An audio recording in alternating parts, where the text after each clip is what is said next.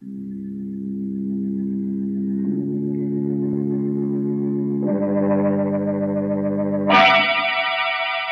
Tea and Lipton Soup present Inner Sanctum Mysteries, starring Boris Karloff.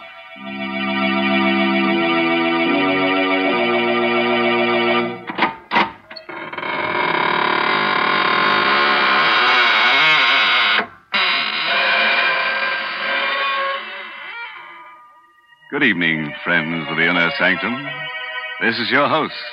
Welcome again through the squeaking door to another session of mystery, murder, and madness.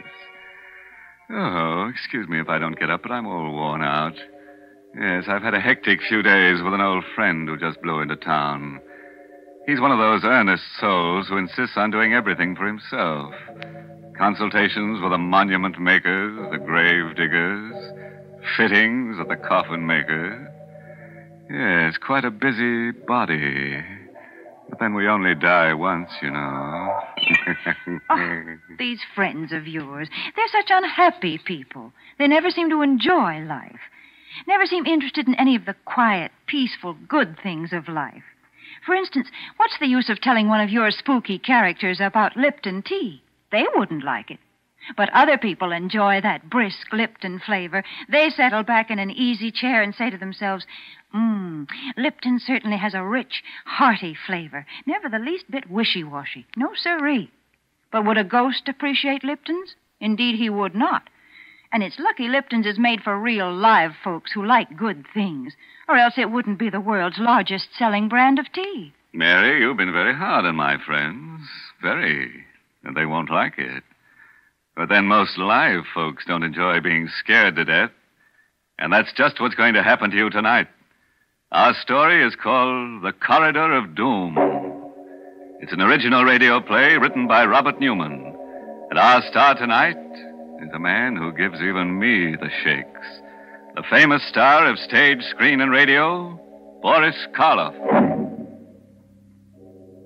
Have you thought about death lately? Not the fact that it's inevitable, that it must come to all of us someday, but rather how it will come. Do you think of it as a sleep and a waking, of a sudden transition from one state of being to another, or to a state of non-being? John Clay was one of those people who never thought about it at all, until he found himself walking down that dim and endless passage which... But suppose we let Boris Karloff in the role of John Clay tell you about it himself. If your blood pressure will take it, put out the lights and come on a little trip down the corridor of doom.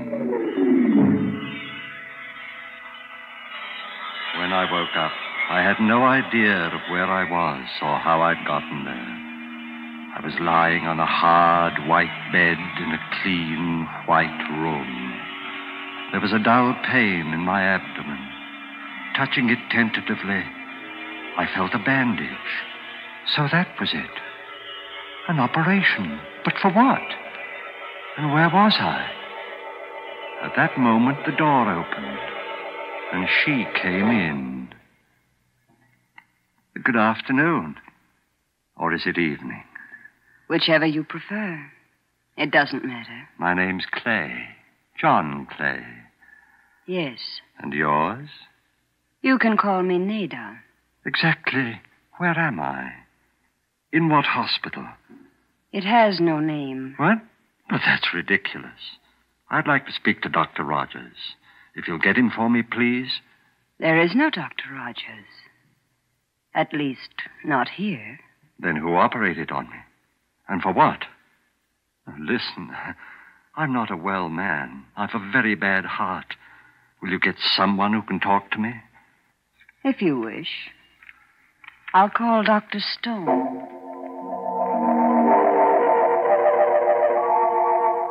A chill crept through my bones. It wasn't cold. It was fear. Unreasoning and abysmal fear. The door opened again, and there stood a heavy-set man, his hair flecked with gray, and with him, my son-in-law, Alex Bartlett. Alec, I can't tell you how glad I am to see you. Hello, Father. But why are you standing out there? Why don't you come in? Oh, no. No, I shouldn't advise it, Mr. Clay. And why not? And why... Oh, was it you who operated on me? Yes. I'm Dr. Stone. Why wasn't Dr. Rogers called in? He's taken care of me for years. There wasn't time. It happened during the night. Acute appendicitis. And even as it was... Even as it was? What? And why are you dressed that way, Alec? All in black. Well, it's customary. After all, you are my father-in-law. Of course I am, but... Now, look, Alec. You've got to stop being so mysterious. You know about my heart, what any sudden shock will do. I don't think you need worry about that anymore, Mr. Clay. And as far as the mystery is concerned, this initial period of adjustment is always a little difficult. Difficult? Do you realize what it's like, lying here helpless, completely isolated, as if I were all alone in the world? Or isn't there someone I can talk to? Some of the other patients? Not just yet. When the time comes, you'll meet them. But, look, Doctor, I can't stand much more of this. I can't. If I don't find someone who really cares about me, who'll treat me like a normal human being... My dog. How about my dog? What do you think, Doctor? Yes, that's possible. We'll see what we can do, Mr. Clay. Come along, Bartlett. Goodbye, Father. You'll be back, won't you, Alec? I don't know. I'll try, but it's difficult. Very difficult. Then don't go, Alec. Don't leave me here all alone. Come back. Come back.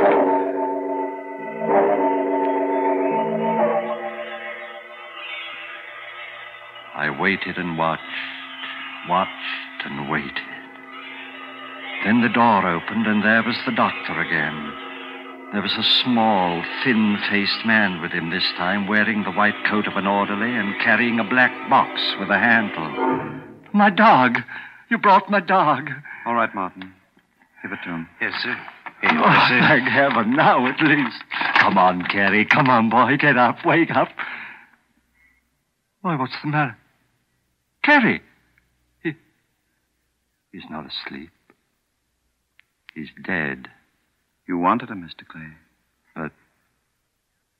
But why didn't you tell me? When did he die? How? How old was he? 11 and a half. Maybe 12. Pretty old for a dog. That's probably why he could come. What do you mean? What are you trying to do to me? Don't you realize I'm a sick man? Easy, Mr. I won't Clay. take it easy. I won't stay here another minute. I'm leaving right now. Sorry, but I don't think we can permit it. Oh, well, we'll see about that. You're getting yourself all upset for no reason, Mr. Clay, making it very difficult for the rest of us. Martin, Yes, you'd better let me have some of that bottle there. About 10 cc's. The red medicine? Yes. I don't want any medicine. I won't take it. Now, please, Mr. Clay. I won't, I tell you. No, I don't want the... It's awful. Salty. It tastes like... Yes. But I think you'll find that it will make things much easier for you. Very much easier. You're doping me up. That's what you're doing. Putting me to sleep. You think that when I wake up, I'll forget about everything. Yes, Mr. Clay. You'll forget about everything. Everything.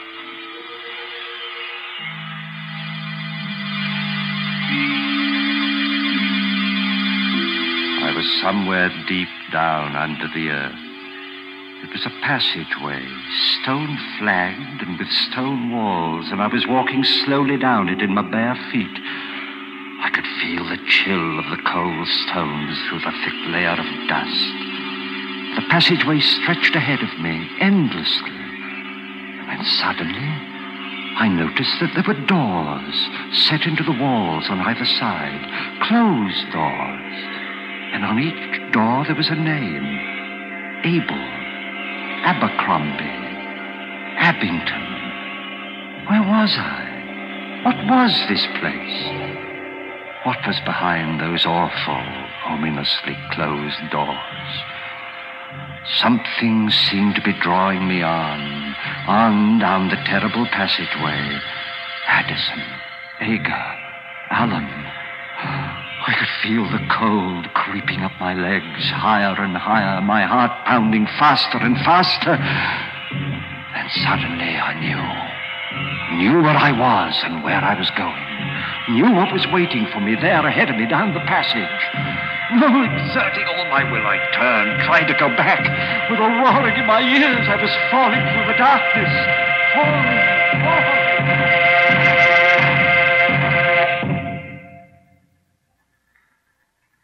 When I opened my eyes, I was in that cold, white room again, clutching the blankets with trembling hands. How do you feel now, Mr. Clay? You cried out, sir, as if... A dream. The most awful, horrible nightmare I ever had. A dream? The doctor will be very interested. Would you care to tell me all about it? Oh, I don't even want to think about it. It was about your former life? Former life? Oh, I'm sorry. I shouldn't have said that. I meant...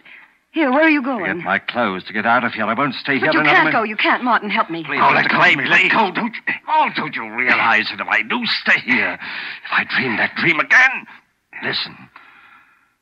I was in a passageway. An endless, eternal passageway like a corridor of doom. It stretched on and on to infinity with doors, closed doors on either side. And on each one of the doors in alphabetical order there was a name. The name of all those who had died since the beginning of time. I was walking down that corridor on my bare feet and... Why are you looking at me that way? You mustn't talk about that. You mustn't, do you hear? But you asked me. You didn't dream that dream. You couldn't have.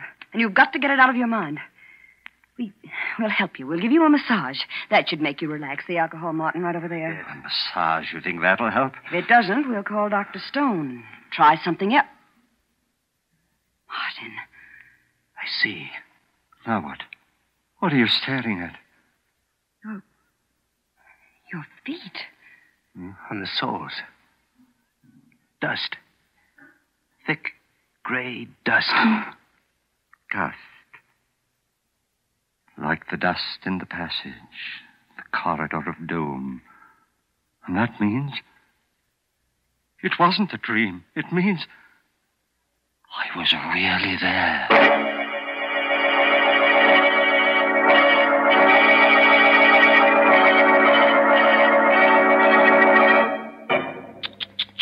Dirty feet on those nice, clean sheets. No wonder our friend the nurse seemed so upset. Or was that the reason? Maybe she was just disappointed that he still hadn't told her about his operation. Yes, that always has them in stitches. Great big stitches. Like the ones they take in a shroud. Mr. Host, I'm afraid I just can't believe this story. I can't believe that it really happened. Is that so, Mary? Do you think Mr. Clay got that gray dust in his feet because he has feet of clay? Hmm? There you go again. Always looking on the discouraging side of things. I really do believe I'd rather talk to cheerful folk, like those nice young men and women who sang that new Lipton tea song when I was at the studio. Sing a song of Lipton's. Yes, that's the way people ought to feel about tea. Because, you know, when you're feeling discouraged or tired, there's nothing quite like that brisk flavor of Lipton tea to perk you up. Yes, brisk means that Lipton's is never wishy-washy. No, siree, as they say in the song. So when you've had a busy afternoon, or maybe when friends drop in for a little talk, pour yourself a cup of cheer with brisk-flavored Lipton tea. It's got a special flavor that always tastes like home. And it always tastes like more, too. Well, now I think it's about time to take another little walk. Yes, down the corridor of doom with our star, Boris Karloff. And by the way, don't be concerned about getting too tired, because you'll only have to walk one way. That's the nice part of a trip like that. You don't have to worry about coming back. I lay there, staring down at my feet. No, it had not been a dream. For there, on my feet, was the thick, heavy dust from the corridor of doom. I had been there, walking down its awful silence, not in my mind, but in the flesh. My heart clenched like an icy fist. Then I threw the blankets aside, started to get up. Mr. Clay, what are you doing? Where are you going? Let me go. But you can't get up. You can't leave. Oh, let me go. Martin, quick, help me. Please, Mr. Clay. Oh, for heaven's sake, let me go. Don't you realize what this means? If it wasn't a dream, and if I stay here, go down to that horrible place We've again... got to make him quiet down. Some more of that medicine, Martin. Another 10 cc. Right. Oh, no more of that. It's Here, Mr. Clay. You must take it. You must. It will make you sleep. Sleep so soundly that you won't be able to go down there again. No, but... All right. Give it to me. You stay here, Martin. I'll go get Dr. Stone and tell him. Better, Mr. Clay? I don't know. Color. Dark red. Taste. It's like... Yes, I know. And it makes me sleepy. My eyes get heavy and... Have you been here for a long time, Martin? No, not long. What is it like outside of this room? It's strange. Like no place else. And the other patients, what are they like? They're strange, too. Listen, Martin. I'm a rich man. You're the only friend I've got here. You've got to help me. Whether you're rich or poor doesn't matter. As for helping you, that's what I'm here for. You've got to stay here. Watch me. Every minute. My heart. I don't think it'll stand much longer.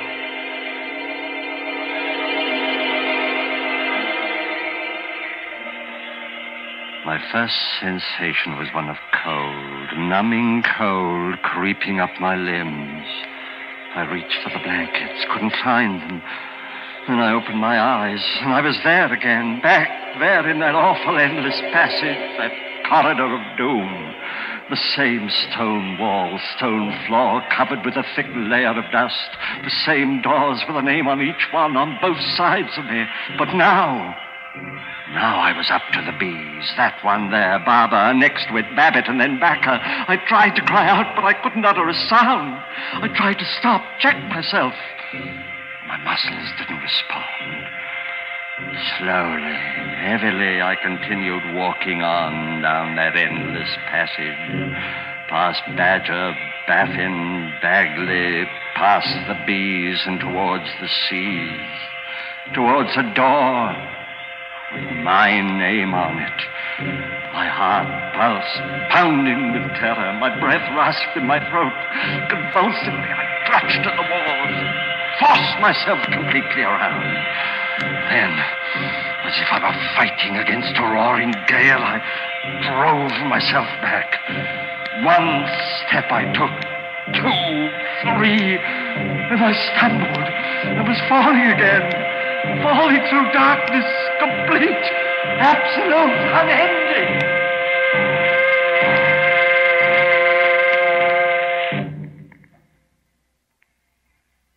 Even before I opened my eyes, I knew where I was. Back in my room, the sheets crumpled in my sweating hands. I lay there for a moment. I knew that this was my last chance. I knew where I was. Back in my room, the sheets crumpled in my sweating hands. Slipped out of bed, tiptoed to the door of the room, opened it a crack, and peered out. A hospital corridor. And sitting at a desk halfway down it, the nurse. Could I slip past her? Then on a table next to the door, I saw the telephone. A telephone!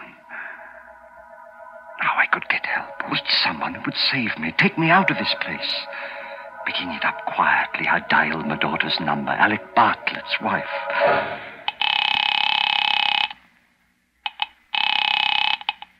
Hello? Jane? Oh, thank heaven. Hello? Jane, it's your father.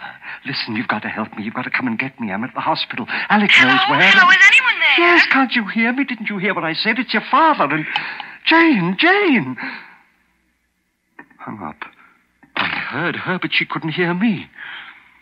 Something wrong with the phone, her phone. I've got to get hold of somebody, but who?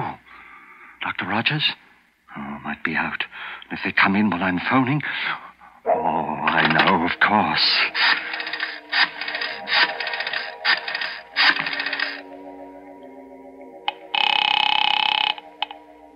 headquarters. Ryan speaking. Hello, police. This is John Clay of Riverside Road. I'm at a hospital. I don't know where. Hello? But can't you hear me, officer? For heaven's sake, listen. It's a matter of life and death. John Clay at a hospital. My son-in-law, Alec Bartlett, can tell you where. Hello? Officer, listen. Don't hang up. Don't. I'm nuts. Officer, hello. Anything the matter, Mr. Clay? Dr. Stone, your telephone, there's something wrong with it. No, Mr. Clay. There's nothing wrong. Not with the telephone. But I tried to make 2 calls. 2 different numbers, and... I know. And you should have known. Nurse, orderly. Should have known what? Why couldn't they hear me when I could hear them? Why? Yes, Dr. Stone? Will you put Mr. Clay back into bed? No. I'm awfully sorry, sir. I only went out for a minute. Come on, Mr. Clay. No, please. leave me alone, please. Mr. Let Clay, go. please. No use struggling. You know that, don't you? Yes, I know. Doctor, I won't have to go back down there again, will I? Down to the corridor? That's not up to me. All right, nurse. I think we're ready for another dose. The final one. Yes, Doctor. No, doctor. No, not that red medicine. Not again. I'm sorry, but you've had a lot of time. All the time we can give you. All right, Mr. Clay. No, I won't Here. take it. You know what it means, Doctor. If I go back down there again to the corridor, it'll be to the letter C. To the place where my name is. If he won't take it by himself, perhaps you'd better help her, Martin. Yes, sir. No, Here, no, Mr. no, I Clay. won't.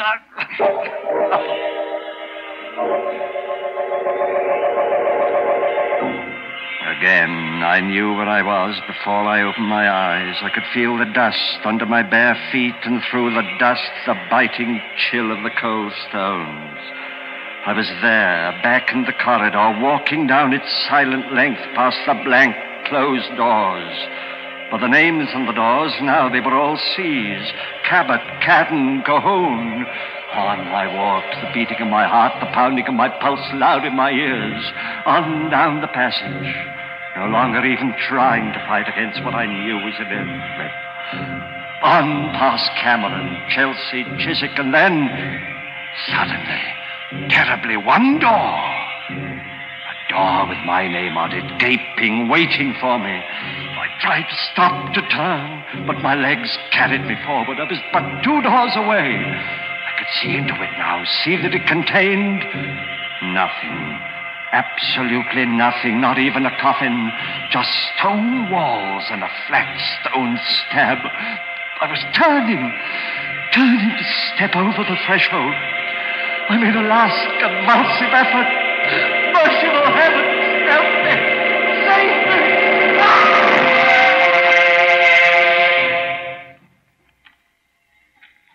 All right, Martin.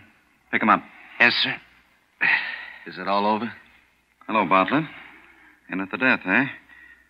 I'll see if there's any pulse, of course, but I should think it is all over. It is stone, but not the way you think. What? Clay.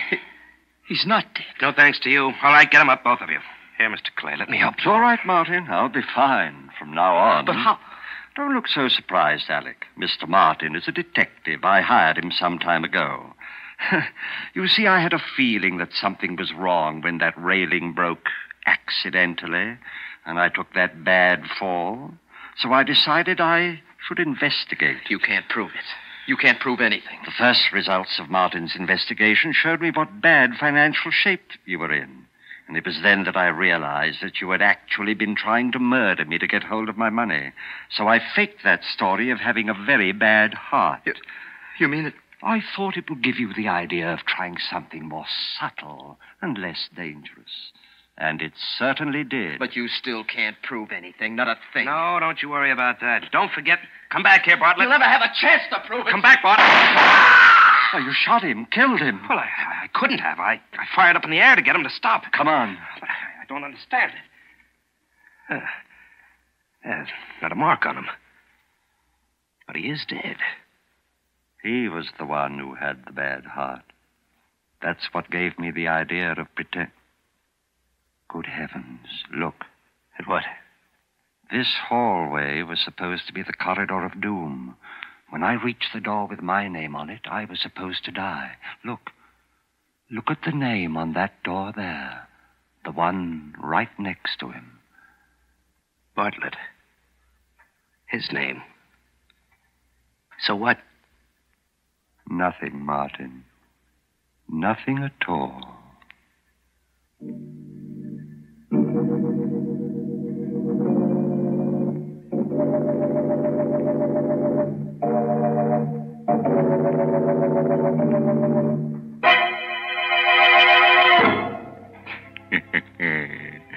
Now, where do you think old Dr. Stone got the idea for that little alphabetical graveyard? That's right, for me. Huh? You don't believe me? Then come on home with me tonight, and I'll show you the one in the cellar of my house. What's more, I'll show you a door and a neat stone slab with your name on it. Nonsense, Mr. Host. Mr. Clay just explained that the whole thing was a hoax. And I'm not going to sit here and hear you say otherwise. Well, then don't sit. Stand up and we'll take a walk, Mary Bennett. Yes, back to your name. Back to the B's. Baker, Bartlett, Bennett. You don't scare me. Yeah? Well, how would you like it if we went to the L's and found a door marked Lipton? Oh, why, that's fine. Inside, we'd find a wonderful, friendly beverage. Lipton's, the tea with the brisk flavor. The tea that's welcome at all hours of the day. Yes, the largest selling brand of tea in the whole world. Lipton tea.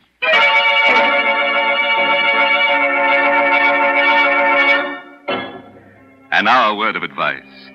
If you should wake up tonight with a sudden chill, find yourself walking barefoot down a dusty stone corridor with doors on both sides of it, don't get excited. Just insist on a doom with a view. By the way, this month's Inner Sanctum mystery novel is The Whistling Legs by Roman McDougal. Yes, and next week's Inner Sanctum story, directed by Hyman Brown and brought to you by Lipton Tea and Lipton Soup. Next week's story is about women. Yes, two women who like to be treated rough. Choke 'em to death, shoot 'em, murder 'em. They'll love you for it. And who do you think is going to be their boyfriend? That's right. Boris Karloff. Boris Karloff will be with us again next week, because who else could love such women? So, if you're in a tender mood, tune in next Tuesday. Until then, good night. Pleasant dreams.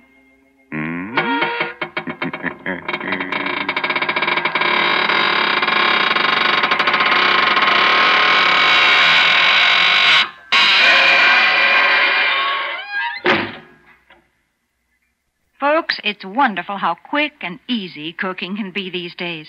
I guess some of you remember when it used to take half a day to make a pot of chicken noodle soup. But now we have Lipton's Noodle Soup Mix. You might say Lipton's takes no time at all to prepare, and yet it has a fresh cooked chickeny taste, a real old-fashioned homemade flavor. Yes, and it's brimful of tender golden egg noodles. Lipton's is grand for quick meals, and it's also a perfect beginning for the most elaborate dinner. So don't forget to serve Lipton's Noodle Soup.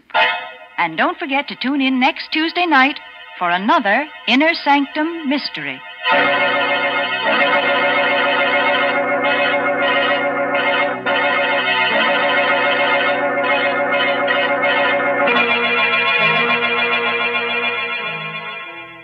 This is CBS, the Columbia Broadcasting System.